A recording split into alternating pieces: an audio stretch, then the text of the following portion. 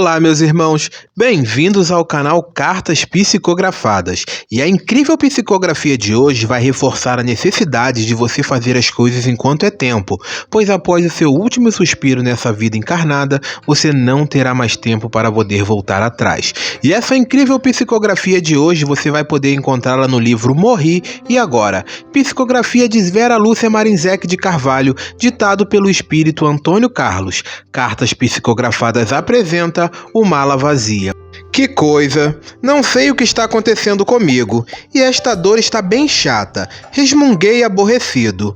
Estava a caminho do banco, e, no momento, parado no trânsito, uma senhora que caminhava pela calçada me informou do ocorrido. Teve um acidente na esquina. Nada grave. Logo o trânsito vai ser liberado. Obrigado. Agradeci sorrindo, e os pensamentos vieram novamente. Se eu tivesse tido mais paciência com duas companheiras e frequentadoras do centro espírita em que tentava ser útil, elas não haviam brigado e se afastado da casa. As duas me fizeram perder a paciência. Tentei me justificar. Somente se perder o que se tem. E você? Tem a virtude da paciência? Acho que deveria ter tentado apaziguá-las. E o monólogo prosseguia. Embora tentasse pensar em outras coisas, voltavam os pensamentos em que dialogava comigo mesmo. E assim foi durante todo o dia. Lembrei-me das vezes em que fiquei nervoso no meu segundo lar, a casa espírita. Acho que não fui caridoso com Toninho. Também ele estava levando alimentos arrecadados para sua casa. Será que tentei ao menos saber o porquê dele fazer isso? Será que ele não estava passando necessidades? Aparentemente não tinha motivos. Ele estava empregado. Justifiquei-me. Pensei também em alguns fatos desagradáveis que ocorreram em minha vida familiar. Ainda bem que foram poucos e todos eles me pareceram sem importância. Estava sendo um bom filho, um bom esposo, um bom pai. Senti que eu mesmo não tinha queixas sobre mim nesta parte, com a minha família. Assim como também não estava me cobrando as atitudes que tive com outras. Pessoas que conviveram comigo no trabalho e na sociedade também não tinham o que reclamar. Dei um longo suspiro. O trânsito foi liberado. Prestei atenção e me dirigi ao banco. Enquanto esperava ser atendido, os pensamentos voltaram. E se tivesse me dedicado mais à assistência social? Participado com mais atividades nas campanhas? Acho que não fiz visitas aos doentes que poderia. Não levei consolo aos pais que tiveram filhos desencarnados. Poderia ter feito mais. Muito mais. O gerente me chamou. Senhor Nelson, por favor. Chega, que pensamentos persistentes. Se não fiz, vou fazer agora e pronto. Aproximei-se do gerente e cumprimentei. Como está, senhor Nelson? Com algumas dores na coluna. Vou marcar uma consulta com meu médico, assim eu respondi ao gerente. Resolvi o problema com o gerente e voltei ao escritório e à noite em casa, depois do jantar, sentei-me no sofá para ler o jornal e novamente preocupei-me com os meus pensamentos. As malas. Será que estão arrumadas? Indaguei, pensando nelas. Desde que me tornar espírito, compreendera que a morte é somente uma mudança na forma de viver, e tranquilizei-me. Antes eu tinha medo terrível desse fato, que é natural a todos nós. Então resolvi acumular obras boas que me acompanhariam nessa viagem em que faria. Imaginei algumas malas e nelas, dias após dias, colocava mentalmente algo que julgava ter feito de bom. Tomei um remédio para amenizar as dores e fui dormir. Acordei de madrugada com uma forte dor. Não conseguia nem falar. Devo ter gemido, pois acordei minha esposa que acendeu a luz, vi temor nos seus olhos, ouvi falar ao telefone chamando a ambulância e os filhos. Tenho 2 que já estão casados. Ela pegou na minha mão, senti-me seguro. Outra dor forte, aguda, que me deu a impressão de que algo explodia no meu peito. Fui apagando. Esse apagando quer dizer sumindo. Ainda vi minha esposa passar as mãos sobre o meu peito, ajeitar minha cabeça e me chamar. Nelson. Acordei.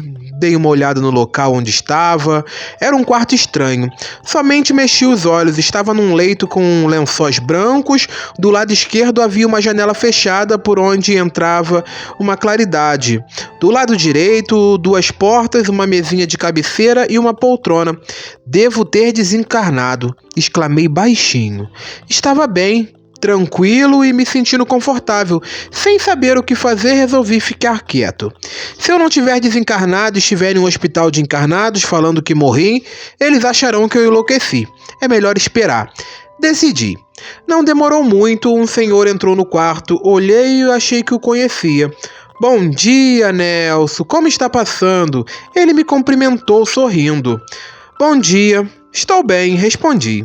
Está precisando de alguma coisa? Não, obrigado. O senhor é médico? Não sou médico, e sim seu amigo. Respondeu. Fiquei sem saber se perguntava onde estava e o que me acontecera. Ele, vendo-me cabulado, perguntou. Você, Nelson, sofreu um infarto e está se recuperando. Sem soro? Não vejo instrumentos hospitalares. Não devo estar encarnado, pensei. Olhei novamente para ele e veio à minha mente a lembrança dos amigos da casa espírita. Recordei-me da descrição dos médios videntes sobre os nossos orientadores desencarnados. Lembrei-me com detalhes dos que falavam de um deles, o que estava sempre ao meu lado orientando-me, José. Assim o chamávamos. Enquanto me recordava desse fato, ele ficou quieto, observei-o bem. Parece com ele ou é o próprio José? Indaguei-me. Resolvi perguntar. O senhor é meu amigo porque trabalha no centro espírita que frequento, do lado espiritual, é o José? Sim. Sou. Tenho imenso prazer em tê-lo aqui conosco. O que aconteceu? Como já disse, você teve um infarto e os órgãos do seu corpo cessaram suas funções. Nós, os companheiros desencarnados que por anos trabalhamos com você, pudemos desligá-lo da matéria morta e trazê-lo para cá. Está na ala de recuperação da colônia situada no espaço espiritual da cidade onde viveu encarnado. Olhava-o atento, ele sorriu e perguntei em tom de indiferença. Parecia que o assunto era corriqueiro, como se indagasse. Você leu esse livro? E os meus familiares? Comportaram-se e agiram muito bem, demonstrando os conhecimentos adquiridos. Sendo espíritas, deram um exemplo de como se deve agir nesses momentos ainda tão difíceis para terráqueos. Você recebeu muitas orações dos companheiros e teve um velório e um enterro tranquilo, digno de um aprendiz do Evangelho. Fiquei quieto. Depois de 2 longos minutos, esse senhor, percebendo que eu desejava ficar sozinho, sorriu e se despediu. Nelson, vou deixá-lo a sós um pouquinho. Volto logo. Acenei com a cabeça concordando e ao ficar sozinho fiquei a pensar. Ontem não estava me sentindo bem. Tive aqueles pensamentos estranhos. Não, acho que não eram estranhos. Eram reais. Deixei de fazer muitas coisas e outra fiz de forma errada. E a morte me surpreendeu.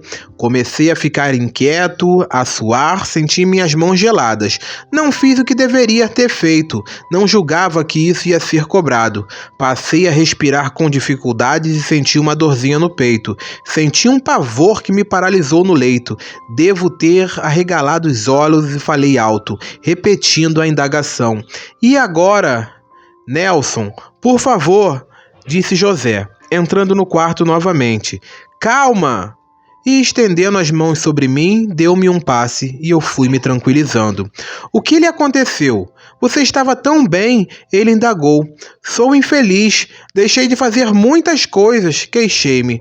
Não me dediquei como deveria à assistência social, não apaziguei as discórdias, não fiz... Pare, ordenou-me José. Não se recrimine assim. Você vai agora me dizer o que fez de bom para a casa espírita? Eu? O que fiz? Sim, você.